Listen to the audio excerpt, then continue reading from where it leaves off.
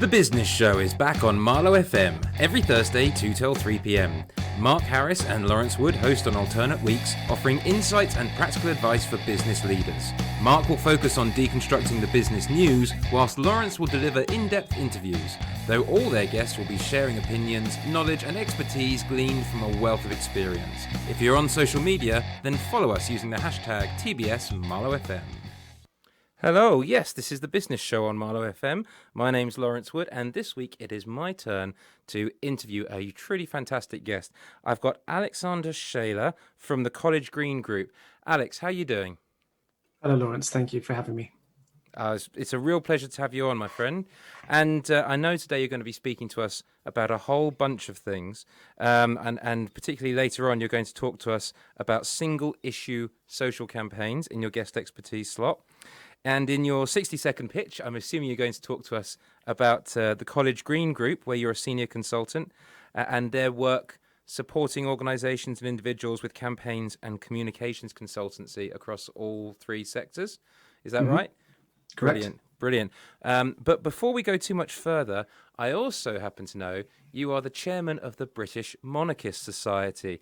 And given the news, the very, very sad news that we've just had about His Royal Highness the Duke of Edinburgh, what's your reaction to events going on at the moment, and what does your role as the chairman of that society entail generally and also specifically right now? Well, obviously, along with the nation, the Commonwealth, and the world, I was very saddened to hear the news of his death. And I was very heartened to go outside of Buckingham Palace and see everyone paying their respects, everyone being respectful, and everyone from being around the world. As chairman of the British Monarchist Society, obviously there were a flood of interviews, as we are royal correspondents in at least 40 different countries around the world. So lots of live interviews and things like that, which did not allow at the time of the day to mourn, which was fine.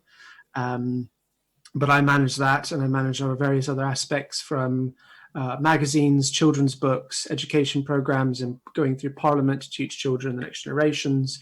There's many, many facets, but there's not enough seconds to go over all of those things.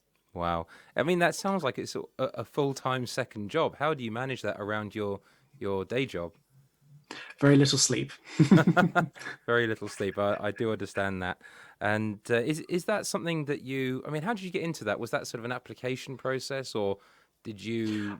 I just became a member many years ago, paid my £5 to become a member at the time. Really loved it. Everyone welcomed me as if it was a family, which is always nice to experience. And I just volunteered a little bit more and a little bit more and a little bit more. And then now, a few years later, I find myself as chairman of the whole thing, which is quite nice. Wow. And you said you had... did you say you had people all around the world, contacts or correspondents around the world that you were supporting? Yes. So we have patrons who are members of Parliament and business leaders and community leaders in almost every Commonwealth country. And we've got 67,000 members, across the Commonwealth, and then sprouted about outside of the Commonwealth, the US being the second to the UK, as of course they're mad for the royals over there. So yes, gave a lot of US interviews over the 48-hour period. Wow. I mean, that's extraordinarily interesting, and something that actually maybe at another time it would be very interesting to have you back to talk about in much more detail. Although today we are going to focus on, obviously, your work with College Green Group.